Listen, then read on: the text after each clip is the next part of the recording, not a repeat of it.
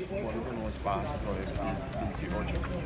Lá se puder um acordo rival qual tem mesa é uma discussão jurídica deve aspecto interesse aspecto é deal intercariben o isso é deal é falta de garantia não pode pôr na mesa aqui é um problema.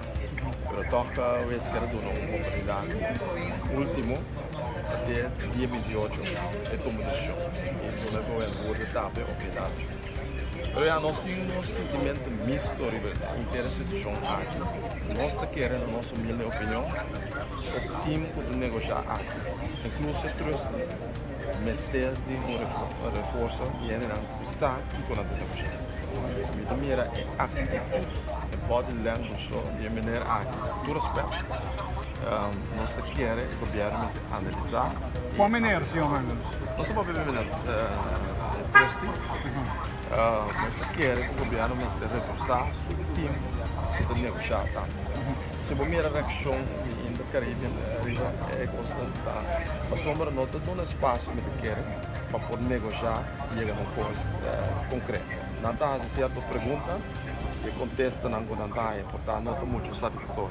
Se aí pode chegar a um conflito, para poder negociar, tem que dar um espaço, tem que poder houden bieden.